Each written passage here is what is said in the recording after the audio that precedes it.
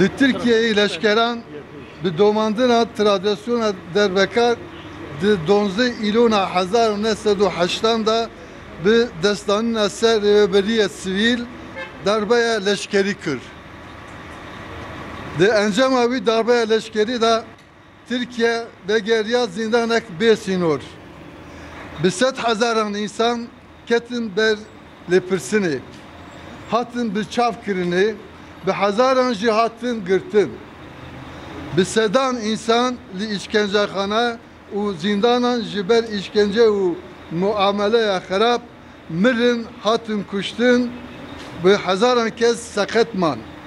Bi hazaran insan bi cezayı idamı hatın da rızandın, 5 kes jî hatın idam kirin. Girtirgeyin Türkiye'yi ve geriyan kadın tetbik kırına taybet her yek bu navendek işkenceyi. Ancak cik hebuku ne biteni bu navendek basit a işkenceyan de haman demi da bu navendek ceribandının siyasi civaki jibu jiholi rakırına naslemeyin insanan.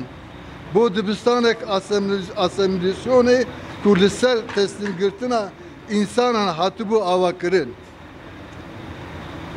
Bu laboratuvarek taybet abi şahsiyet kırına insanan kubi şiddeti hurttu bu. Evder zindana Diyarbakır'a pej noli bu. Peyvesti liviri bi duvara bahs kırına zindana Diyarbakır'a pej noli tuneye. Malume herkesiye dilikoline ku hatiye kırında hatiye ditin ku ev zindan yekji 10 zindanın her ikrab en liser rüy dünyayı. Beceribandının viyin taybet işkenceyin vi jiya heri navdarı.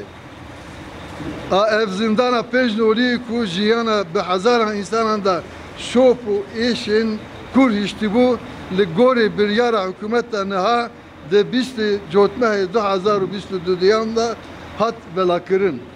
Jivazareta dadı hat gırtın. Devre Vazarata Kültür ve Turizmi hat kirin. Bi daxwaniyek jî hat gotin ku di zindan bibe muze. Em wek şahit û mağdurên serdema vî wahşetê ku li 5 dolî 10 salên 1984 da hatibû jiyîn dixwazin di biryarên li ser müzebûna zindanê da muhattab bîne ditin o divi pevajoyu da jî müdahil bibin. Bi wî armancî em dibêjin ku pêwîst e weka minakê dinyayê mala Torereyayê, Macaristanê, emna sonra Silêmaniyê û minaka Türkiye ya Sinop ulu candarê zindan pêş nolî jî bi awayek münasibî eslê xwe jî nû ve bê dîzayn kirin. Divê dîtin û pêşniyaziya kesên ki li wî zindanê mane uvan rojan jiyanê mutlaka li ber çavan bê girtin. Daxwazên me wek müdahil û muhatap evin. Yek, bira avahiya zindanê bê guhartina fizîkî bibe münasibê rewşa salên 1984.